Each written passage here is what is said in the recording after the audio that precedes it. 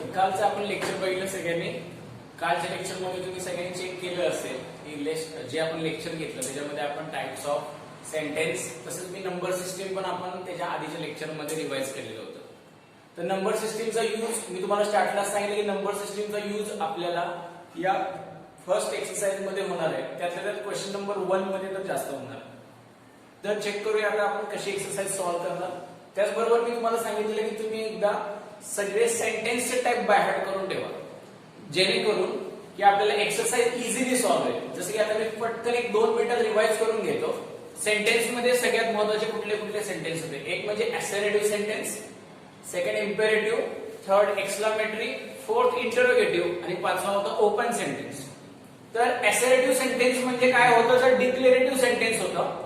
त्याच्यामध्ये मी अजून काही गोष्टी सांगितलेल्या आठवत असेल तुम्हाला. तर तुम्हाला नक्कीच आठवत असणार आहे. असर्टिव्ह मध्ये डिक्लेरेटिव्ह बरोबर सगळ्यात महत्त्वाचं होतं स्टँडर्ड ट्रिग्नोमेट्रिक फॉर्म्युले. स्टँडर्ड ट्रिग्नोमेट्रिक फॉर्म्युले झाल्यानंतर बघा आपण त्याच्यामध्ये एक क्वाड्रॅटिक इक्वेशन लिहिलं आणि क्वाड्रॅटिक इक्वेशन मध्ये x ची व्हॅल्यू जर दिली तर त्याला आपण म्हणतो असर्टिव्ह सेंटेन्स. आणि हे जे असर्टिव्ह सेंटेन्स आहे हे एकच सेंटेन्स असं आहे की ते स्टेटमेंट आहे. आपण हे लास्ट लेक्चरला बघितलेलंच आहे. त्याच्यानंतर इम्पेरेटिव्ह म्हणजे त्याच्यामध्ये कमांड रिक्वेस्ट होती. एक्सक्लामेटरी सेंटेन्स मध्ये लहान मुलाला पण कळेल असा एक्सक्लामेटरी मार्क असतो. इंटरोगेटिव्ह सेंटेन्स मध्ये क्वेश्चन्स असतात. आणि ओपन सेंटेन्स हे खूप महत्त्वाचं होतं. Open sentence person to person काय होतं ट्रूथ चेंज होतो. त्या सेंटेन्स मध्ये तुम्हाला ही शी इट नक्कीच दिसेल. त्याचबरोबर ओपन सेंटेन्स मध्ये आपल्याला जर एखादं क्वाड्रॅटिक इक्वेशन दिलं असेल तर त्याला x ची व्हॅल्यू दिलेली नसणार. तर आपल्यासाठी महत्त्वाचं जे सेंटेन्स आहे ते म्हणजे असर्टिव्ह सेंटेन्स आणि हे असर्टिव्ह सेंटेन्स म्हणजेच आपलं स्टेटमेंट आहे. त्याच्यानंतर आपण ट्रूथ व्हॅल्यू सांगितली. ट्रूथ व्हॅल्यू तुम्हाला लक्षात असेल सगळ्यांच्या की ट्रूथ व्हॅल्यू आपण फक्त असर्टिव्ह सेंटेन्सची म्हणजेच स्टेटमेंटची काढू शकतो. आता आपण क्वेश्चन नंबर 1 सॉल्व्ह करणार आहे. सगळ्यांनी टेक्स्टबुक असतीलच. तर आता मी एक्सरसाइज कडे जातो. Exercise 1.1 page number 6. Exercise 1.1 page number 6. तर आता चेक करूया आपण. क्वेश्चन नंबर 1 असं आहे state which of the following are the statements justify in case of the statement state its truth value. म्हणजे क्वेश्चन काय आहे दिलेल्या सेंटेन्स मधलं स्टेटमेंट कुठलं आहे बरोबर. आणि स्टेटमेंट जर असेल तर त्याची ट्रूथ व्हॅल्यू लिहा. आणि स्टेटमेंट आहे तर का आहे, स्टेटमेंट नाहीये तर का नाहीये असं आपल्याला क्वेश्चन दिलं. सगळ्यांना मला वाटतं क्वेश्चन क्लिअर झाला असेल. मी पुन्हा एकदा सांगतो दिलेलं सेंटेन्स स्टेटमेंट आहे का नाहीये ते लिहा. आहे तर का आहे, नाहीये तर का नाहीये आणि जो स्टेटमेंट आहे त्याची ट्रूथ व्हॅल्यू लिहायची. एकदम इझी क्वेश्चन आहे. तर आता मी क्वेश्चन नंबर 1 त्याच्यामध्ये रीड करतो. क्वेश्चन नंबर 1 चेक करा आता सगळ्यांनी. क्वेश्चन नंबर 1 आहे आपला 5 + 4 = 13. तर सुरुवातीचे 2 ते 3 क्वेश्चन मी बोर्डवर तुम्हाला लिहून दाखवणार आहे. ऍक्च्युअल मध्ये कसं आन्सर लिहायचं तिथून पुढचे आन्सर तुम्हाला ऑटोमॅटिकली येतील कारण ते खूप इझी आहे. ठीक आहे. तर 5 + 4 = 13 हा जो क्वेश्चन आहे या क्वेश्चन मध्ये बघा 5 + 4 = 13 ही गोष्ट डिक्लेअर केलेली आहे.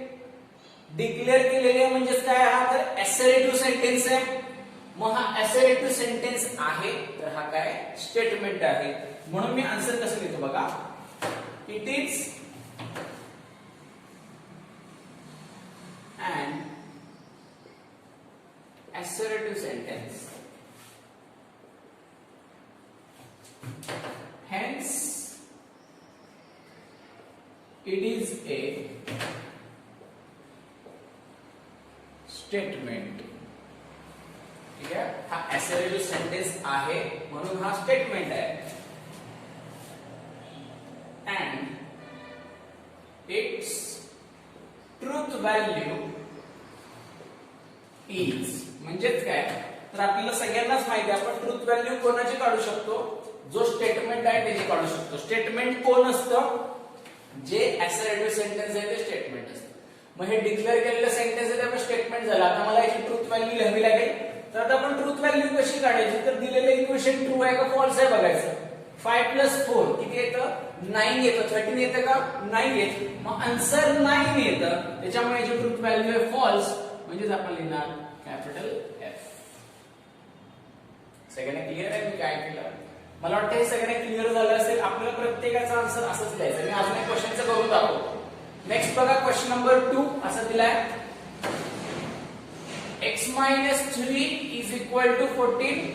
क्वेश्चन काय, x minus 3 is equal to 14. हा, तर तुम्हाला आता क्लिक झालं असेल सगळ्यांना. काय क्लिक झालं असेल रे? येस, तर काय क्लिक झालं तर x नो इथे आला. काय आला? x आला. पण पुढे आपल्याला x ची व्हॅल्यूज नाही लिहून दिली. आपल्याला पुढे x ची व्हॅल्यूज लिहून नाही दिली. काय आहे आपल्याला क्वेश्चन एवढाच दिलाय. म्हणजेच हे कुठलं सेंटेन्स आलं? ओपन सेंटेन्स आलं. आणि open sentence is not a statement. बरोबर, तर मी तेच लिहिणार, it is an open sentence, hence it is not a statement. Clear आहे? म्हणजे हे ओपन सेंटेन्स आहे त्याच्यामुळे हे स्टेटमेंट नाही. मग तुम्हाला सगळ्यांना क्लिक झालं असेल हे स्टेटमेंट नाहीये, म्हणजेच ह्याची आपल्याला ट्रूथ व्हॅल्यू पण मिळणार नाही. मग ह्याचा आन्सर फक्त एवढंच येणार. समजतंय? काही शंका आहे याच्यामध्ये? मला वाटतं हे क्लिअर झालं असेल. आपण याची ट्रूथ व्हॅल्यू का लिहित नाहीये? कारण की हे स्टेटमेंट नाहीये, म्हणजे हे आपल्या असर्टिव्ह सेंटेन्स नाहीये. क्लिअर आहे? नेक्स्ट क्वेश्चन कडे मी जातो. Question number 3. क्वेश्चन नंबर 3 दिला आपल्याला, क्लोज द डोअर. काय क्वेश्चन आहे? Close the door. मी म्हणलं क्लोज द डोअर. काय होणार क्लोज द डोअरला? क्लोज द डोअरला काय होणार? तर मी ऑर्डर केलेली असणार आहे.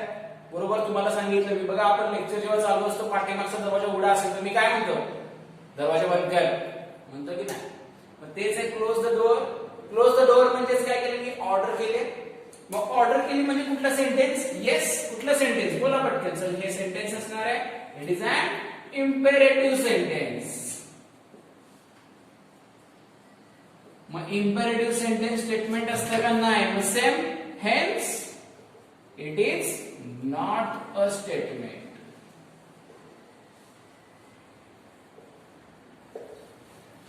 क्लिअर आहे? तुमच्या लक्षात आलं असेल की आता हे स्टेटमेंट नाहीये, म्हणजेच मी ह्याची ट्रूथ व्हॅल्यू काढणार नाही. हे एवढंच दुसरं आहे. आता मला वाटतं बऱ्यापैकी तुम्हाला क्लिअर झाले असेल की आयडिया आली असेल कसं करायचं. तुम्ही फक्त या पहिल्या 3 क्वेश्चनचे एक स्क्रीनशॉट मारून घ्या, जेणेकरून तुम्हाला आन्सर कसं लिहायचं हे लक्षात येईल. म्हणजे इथून पुढच्या क्वेश्चनचे आन्सर मी थोडेसे फास्ट देतो. ठीक आहे? तर तुम्ही या 3 क्वेश्चनचा पटकन एक स्क्रीनशॉट मारून घ्या.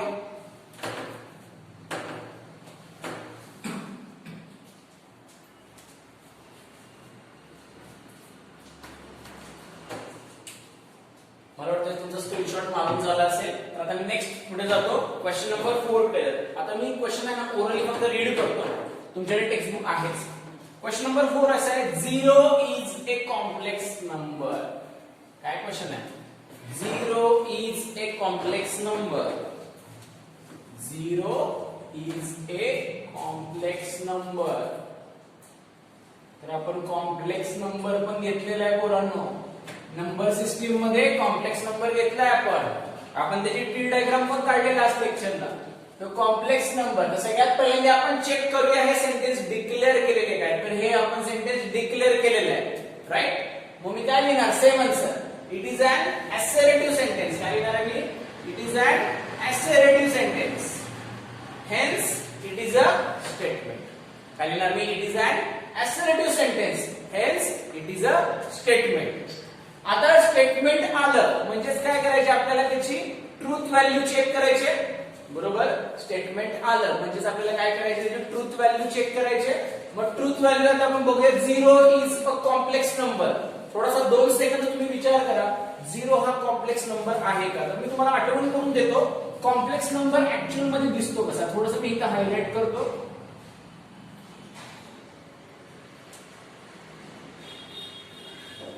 कॉम्प्लेक्स नंबर कसा दिसतो? तर असा दिसतो, a प्लस बी आहे.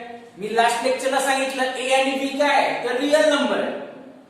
तर 0 इज अ कॉम्प्लेक्स नंबर. तर तुम्हाला वाटेल ह्याच्यामध्ये i कुठे आहे या नंबर मध्ये? तर हा कॉम्प्लेक्स नंबर नाहीये असं तुम्ही म्हणाल. तर तसं नाहीये. या नंबरला मी असं लिहू शकतो बघा, 0 प्लस 0i. चेक करा, मी या नंबरला असं लिहू शकतो 0 प्लस 0i. म्हणजेच हा कॉम्प्लेक्स नंबर आहे, म्हणजेच ह्याची जी ट्रूथ व्हॅल्यू आहे ती काय येणार, कॅपिटल टी. समजते मी काय सांगतोय? मला वाटतं तुम्हाला क्लिअर झालं असेल. मी जे सांगितलं कॉम्प्लेक्स नंबरचा जो फॉर्म आहे a प्लस बी आहे, त्याच्यामध्ये मी हे असं लिहू शकतो 0 प्लस 0 आहे, त्याच्यामुळे मी याची ट्रूथ व्हॅल्यू काढली कॅपिटल टी. क्लिअर आहे सगळ्यांना? काय शंका आहे याच्यामध्ये? मी नेक्स्ट क्वेश्चन कडे जातो. Question number 5. आता हा एकदम इझी क्वेश्चन आहे. Please get me breakfast. Question number 5, please get me breakfast. मी क्वेश्चन लिहितो. Question number 5, please get me breakfast. तर तुम्ही तोपर्यंत थोडासा विचार करा. प्लीज गेट मी ब्रेकफास्ट कुठलं सेंटेन्स आहे विचार करायचा. मला वाटतं बऱ्याच लोकांना हे लगेच लक्षात आलं असेल. प्लीज म्हणले म्हणजेच काय, रिक्वेस्ट आहे. तर रिक्वेस्ट आहे म्हणजेच काय असणार आहे, तर इम्पेरेटिव्ह सेंटेन्स. मग मी इथे काय लिहिणार, it is an imperative sentence. ठीक आहे, it is an imperative sentence. Hence it is not a statement. म्हणजे माझा आन्सर काय येणार आहे, it is an imperative sentence, hence it is not a statement. Clear आहे? आता याच्यामध्ये तर काहीच अवघड नव्हतं. तर तुम्हाला माझा एक क्वेश्चन आहे आता, की तुम्ही या क्वेश्चनची ट्रूथ व्हॅल्यू काढणार का? तर ह्याचा आन्सर तुमचा 100% असणार आहे, नो सर, आपण ह्याची ट्रूथ व्हॅल्यू नाही काढणार. तर त्याचं रिझन एकच आहे. काय रिझन आहे त्याचं, तर हा स्टेटमेंट नाहीये, म्हणून याची ट्रूथ व्हॅल्यू आपण काढू शकत नाही. समजतंय का? नक्की. तर आता मी पुढे जातो. Next question number 6. Question number 6 आपला आहे, congruent triangles are similar. Question number 6, congruent triangles are similar. Question लिहितो. Question number 6, congruent triangles are similar. तर आता बघा, क्वेश्चन मध्ये आपण डिक्लेअर केलेलं आहे, राईट. म्हणजे ह्याचा आन्सर 100% काय येणार आहे, तर हीच लाईन येणार आहे. काय लाईन येणार आहे इथे, it is an assertive sentence, hence it is a statement. म्हणजे माझी ही जी लाईन आहे ती झाली. समजतंय? It is an assertive sentence, hence it is a statement. मी असं का म्हणलं it is an assertive sentence, hence it is a statement, कारण की इथे डिक्लेअर केलेलं आहे. तर आता आपल्याला ह्याचं उत्तर 100% माहिती आहे. 10th ला आपल्या जॉमेट्री मध्ये होतं, कॉन्ग्रुएंट ट्रायंगल्स 100% काय असतात, सिमिलर असतात. त्याच्यामुळे ह्याची जी ट्रूथ व्हॅल्यू आहे, truth value is capital T. Clear आहे सगळ्यांना? तर क्वेश्चन नंबर 4, 5, 6 मी इथे लिहिले. पटकन 2 सेकंदात स्क्रीनशॉट काढून घ्या, म्हणजे मी नेक्स्ट क्वेश्चन घेतो. महत्वाचं जे हायलाइट केलेलं आहे मी कॉम्प्लेक्स नंबरचं, हे लक्षात ठेवा, हे आपल्यासाठी खूप महत्वाचं आहे. तर पटकन स्क्रीनशॉट काढून घ्यायचं 2 सेकंद.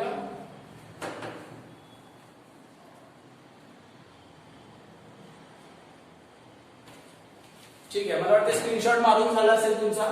तर मी आता नेक्स्ट क्वेश्चन कडे जातो. Question number 7. क्वेश्चन नंबर 7 खूप इझी आहे. तर मी क्वेश्चन नंबर 7 काय करतो, इथे वरती लिहितो. Question number 7,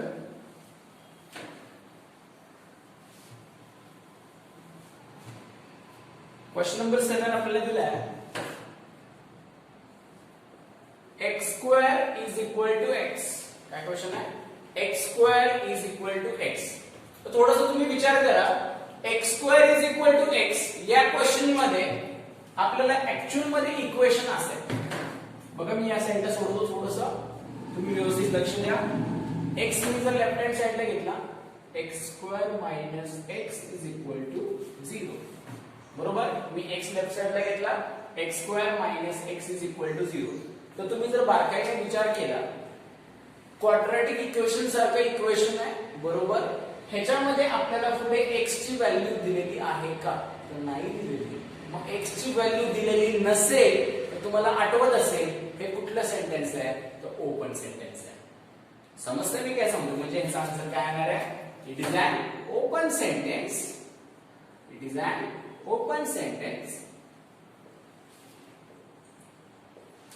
hence it is not a statement. मग स्टेटमेंट नाही तर आपण ट्रुथ व्हॅल्यू पण काढणार नाही. समजतंय? मला वाटतं हे क्लिअर झालं असेल तुम्हाला. Question number 7.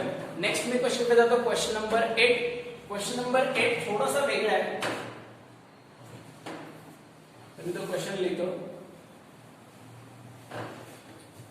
बघा, एक गोष्ट फक्त लक्षात ठेवायची, याच्यामध्ये सेंटेन्सचे टाइप बाय हार्ट असणं खूप महत्वाचं आहे. सेंटेन्सचे टाइप जर बाय हार्ट नसतील तर आपण काहीच करू शकत नाही. तर मी क्वेश्चन लिहितो क्वेश्चन नंबर 8. अ quadratic equation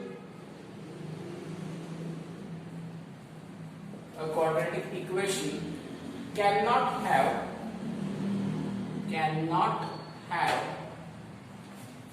more than 2 roots. ठीक आहे, क्वेश्चन मी परत रीड करतो. A quadratic equation can not have more than 2 roots. थोडासा ह्या क्वेश्चनला व्हेरी इम्पॉर्टंट म्हणून मार्क करून ठेवा. मी साइडला स्टार म्हणून मार्क करतो जेणेकरून तुमच्या लक्षात राहिले. तर quadratic equation can not have more than 2 roots असं म्हणलंय. तर सगळ्यात पहिल्यांदा आपण ट्रुथ व्हॅल्यू शेवटी बघू. पहिल्यांदा आपण चेक करूया हा आपला स्टेटमेंट आहे का, म्हणजेच असर्टिव्ह सेंटेन्स आहे का. तर तुम्ही बारकाईने लक्ष द्या की हा जो पूर्ण क्वेश्चन लिहिलाय हा डिक्लेअर केलेलाच आहे.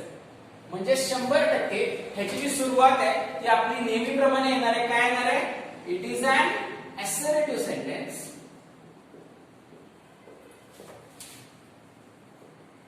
Hence, it is a statement. Hence, it is a statement. समजतंय?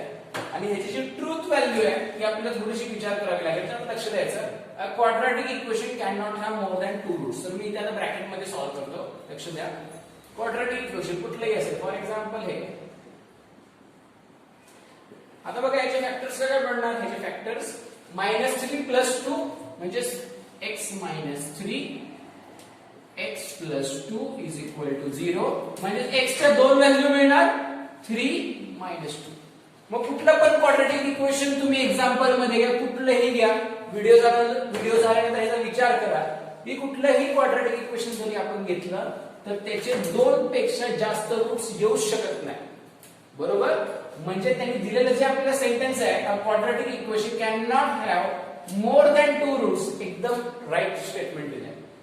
म्हणजेच ह्याची ट्रुथ व्हॅल्यू जी येणार आहे ती मी इथे लिहितो. ट्रुथ व्हॅल्यू कॅपिटल T म्हणजेच ट्रू. काय ट्रुथ व्हॅल्यू T आली? तर लक्षात आलं तुमच्या की ह्याचे 2 पेक्षा जास्त रूट्स निघू शकत नाही. आणि 2 पेक्षा जास्त रूट निघू शकतात का? नाहीच निघू शकत. त्याच्यामुळे घरी पण तुम्ही एक एक्झाम्पल बघा, ट्राय करा. कुठलंही इक्वेशन घ्या क्वाड्रॅटिक इक्वेशन, त्याचे 2 पेक्षा जास्त रूट निघू शकत नाही. समजतंय मी काय सांगतोय? राहील लक्षात. तर क्वेश्चन नंबर 8 आपला झालेला आहे. क्वेश्चन नंबर 9 मी रफ करून घेणार आहे. त्याच्यामध्ये पटकन स्क्रीनशॉट मारून घ्यायचा फास्ट. आणि सगळ्यांनी टेक्स्टबुक विकत घेतलेलेच असतील, त्याच्यामुळे तुम्ही लक्षात घ्या. टेक्स्टबुक मधलंच बघून आपल्याला खाली आन्सर्स पटापट लिहायचे. आणि सगळं नोटबुक मध्ये कंप्लीट मला पाहिजे, कंपल्सरी. पटकन स्क्रीनशॉट मारून घ्यायचा आहे. जा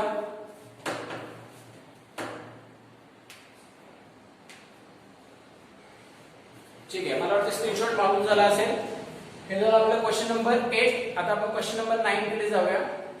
क्वेश्चन नंबर 9 आणि क्वेश्चन नंबर 10 थोडंसं आपण ओरली घेऊया. क्वेश्चन नंबर 9 क्वेश्चन असा दिलाय, डू यू लाईक मॅथमॅटिक्स. बघा क्वेश्चन किती चांगला आहे. Do you like mathematics.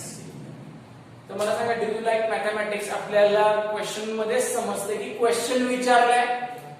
बरोबर? काय विचारलाय? क्वेश्चन विचारलाय. क्वेश्चन विचारलाय म्हणजे कुठला सेंटेन्स आहे? इंटरोगेटिव्ह सेंटेन्स आहे. मग question number 9 do you like mathematics चा आन्सर काय येणार? तर आता तुम्ही मला ओरली मनातल्या मनात विचार करून सांगा, क्वेश्चन नंबर 9 चा आन्सर काय येणार? तर क्वेश्चन नंबर 9 चा आन्सर येणार आहे, it is an interrogative sentence, hence it is not a statement. मी इथे फक्त क्वेश्चन लिहून ठेवतो, डू यू लाईक मॅथमॅटिक्स. ठीक आहे, तर याचा आन्सर आताच मी सांगितलं, पुन्हा एकदा रिकॉल करतो मी. It is an interrogative sentence, hence it is not a statement. Truth value तर आपण काढणारच नाही. त्यामुळे आता मी याचा आन्सर लिहित तुमच्या लक्षात आलं असेल याचा आन्सर कसं लिहायचं ते तुमचं तुम्ही लिहा. Next question number 10. The sun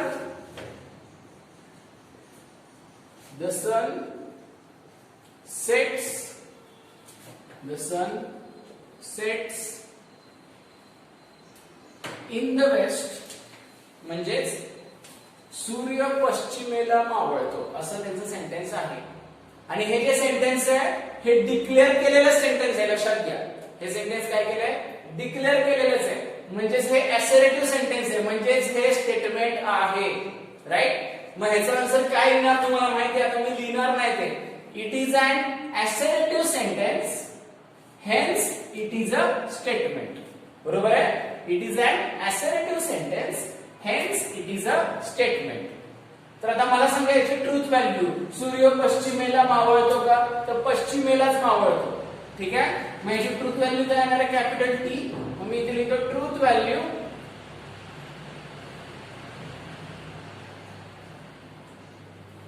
capital T. समजतंय. मला वाटतं याच्यामध्ये काही शंका नसेल. एकदम इझी क्वेश्चन होता हा. The sun sets in the west. ठीक आहे. नेक्स्ट क्वेश्चन कडे मी जातो. Question number 11. क्वेश्चन नंबर 11 असा आहे all real numbers are whole numbers. All real numbers are whole numbers. तर असं नको की मी प्रत्येक क्वेश्चन मिस सॉल्व्ह करतोय. तुम्ही पण थोडासा या क्वेश्चनचा विचार करा की all real numbers are whole numbers. तर तुम्ही विचार जर बारकाईने केला असेल तर तुमच्या लक्षात आलं असेल की हे पण काय केलंय डिक्लेअर केलेलं आहे. मग याचं पहिलं सेंटेन्स काय आहे म्हणजे पोरांनो the same sentence it is an assertive sentence hence it is a statement. बरोबर. आता याची आपण ट्रूथ व्हॅल्यू चेक करूया. तर ट्रूथ व्हॅल्यू बघा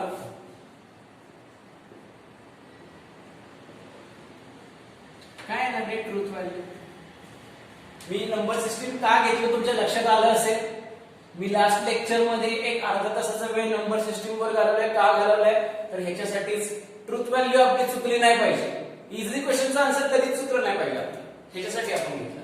तर ऑल रियल नंबर्स तुम्हाला आठवत असेल रियल नंबर म्हणजे रॅशनल नंबर आणि इररॅशनल नंबरचा पप्पा. बरोबर. म्हणजेच काय सेट ऑफ रॅशनल आणि इररॅशनल नंबर म्हणजेच रियल नंबर.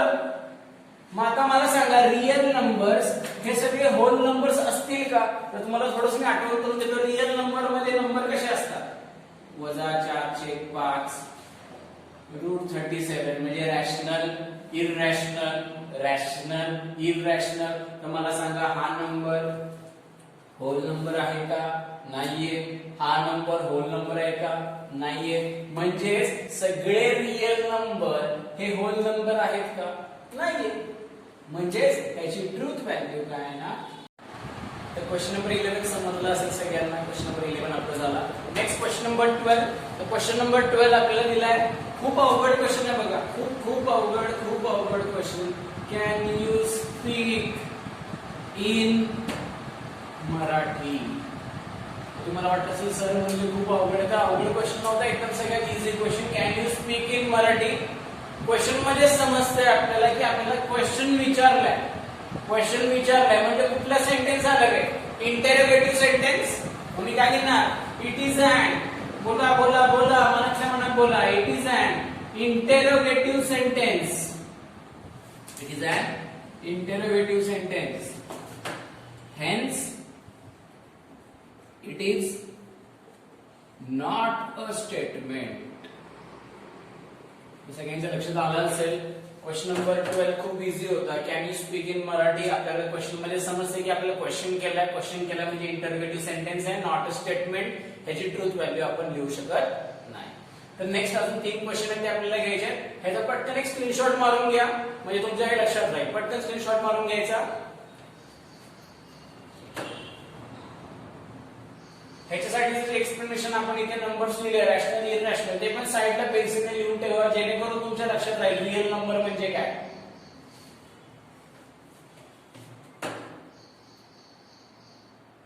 तुम्हाला वाटतं स्क्रीनशॉट मारला असेल तुम्ही. नेक्स्ट क्वेश्चन कडे जाऊया आता आपण. क्वेश्चन नंबर 13 मी हे रफ करतो. तुमच्या पूर्ण या क्वेश्चन वरती लक्षात तुमच्या एक गोष्ट आली असेल की सेंटेन्सचे टाईप व्यवस्थित बाय हार्ट केले तर आपल्याला काहीच अडचण नाही, काहीच अवघड गोष्ट ह्याच्यामध्ये नाहीये.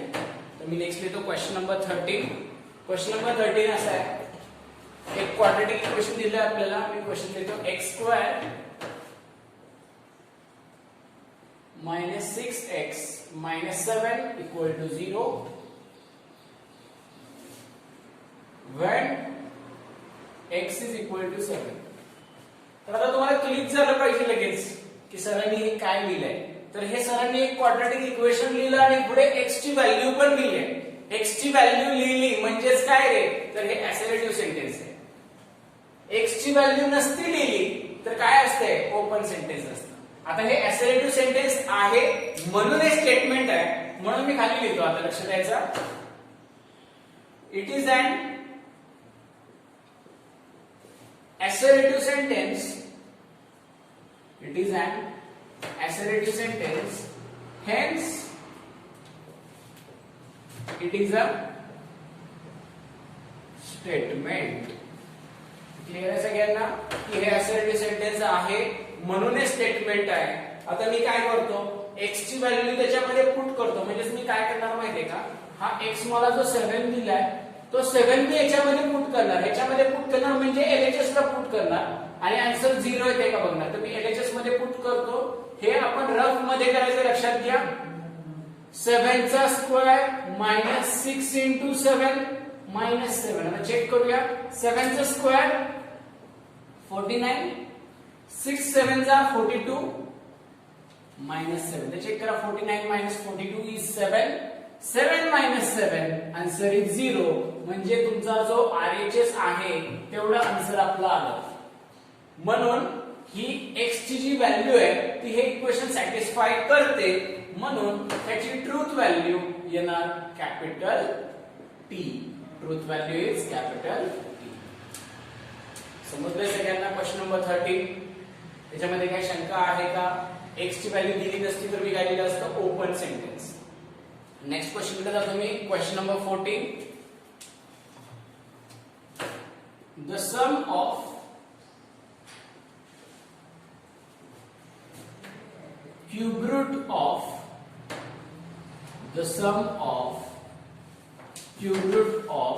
Unity is 0. तर आता बघा, the sum of cube root of unity is 0 हा थोडासा ट्रिकी क्वेश्चन आहे आणि थोडासा विचार करायला लागणार या क्वेश्चनला काय करायचं. तर असं नको की सरांनीच सगळे क्वेश्चन सोडवले. तर ह्याचं आन्सर खाली आपल्या YouTube चॅनल वरती कमेंट मध्ये लिहायचं. मला याचा आन्सर तुम्ही पाठवायचा. The sum of cube root of unity is 0. ह्याला तुम्हाला बघितल्या लक्षात आलं असेल हा स्टेटमेंट आहे. म्हणजे तुम्हाला सुरुवातीची जी लाईन आहे ती मीच सांगतो, it is an assertive sentence, hence it is a statement. पण ह्याची जी ट्रूथ व्हॅल्यू आहे क्वेश्चन नंबर 14 ची, ही तुम्ही व्हिडिओ मध्ये शेवटी YouTube वरती आपल्या चॅनलच्या खाली कमेंट मध्ये लिहायची. ट्रूथ व्हॅल्यू याची कॅपिटल T आहे का कॅपिटल F आहे. आणि हे आठवणीने मला बघायचंय की कोणाला हे समजलंय, ह्याचा आन्सर काय येणार. नेक्स्ट लेक्चर मध्ये मी हे डिस्कस करून तुम्हाला सांगेन की ह्याचं ऍक्च्युअल मध्ये आन्सर काय येतं. मे बी 2 days नंतर, कारण की 1-2 दिवसात तुम्ही हे बघाल, ह्याच्यावरती कमेंट द्याल व 2 दिवसानंतर मी ह्याचा आन्सर तुम्हाला डिस्कशन करेल आणि ह्याचा आन्सर T आहे का F आहे आणि ते TF काय येतं हे मी सांगेन. ठीक आहे, सगळ्यांच्या लक्षात आलं मला काय सांगायचं आहे. Next and last question, question number 15. तर मी क्वेश्चन लिहितो. Question number 15, last question. It rains heavily. It rains heavily. आता बघा, मी तुम्हाला आधीच सांगितलंय, हे खूप महत्वाचं आहे की ही, शी, इट, काल नाही का मी एक्झाम्पल घेतलं, he is good cricketer, it is red in colour. He, she, it दिसलं की काय म्हणायचं रे, येस, ओपन सेंटेन्स. काय म्हणायचं, ओपन सेंटेन्स. मग या फायनल क्वेश्चनचा आन्सर आपलं काय येणार, it is an open sentence. It is an open sentence. Hence, it is not a statement. Hence, it is not a statement. तर आता तुमच्या लक्षात आलं बघा, इट रेन्स हेवीली आहे, ह्याच्यामध्ये इट होतं इट होतं म्हणून मी हे लिहिलं ओपन सेंटेन्स. ह्याला ओपन सेंटेन्स मी का म्हणलं, कारण की ही शी इट असेल तर मी ओपन सेंटेन्स म्हणतो. त्याचं रिझन काय, पर्सन टू पर्सन ट्रूथ काय होतं, चेंज होतं. तर आपल्या या पूर्ण लेक्चर मध्ये क्वेश्चन नंबर 1 आपण पूर्ण घेतलाय. क्वेश्चन नंबर 1 चे सगळे 15 क्वेश्चन आपण घेतलेले आहे. ह्याच्या रिलेटेड काही क्वेश्चन मी होमवर्कला तुम्हाला देईन, ते तुम्ही सॉल्व्ह करा. पण मात्र क्वेश्चन नंबर 14 चं जे तुम्ही आन्सर आहे ते युट्यूब चॅनलला कमेंट मध्ये मला त्याची ट्रूथ व्हॅल्यू पाठवायची. तर बाकीचं जे आहे ते आपण नेक्स्ट लेक्चरला घेऊया. आणि आपल्या या व्हिडिओला लाईक करा, शेअर करा आणि सबस्क्राईब करा. थँक्यू.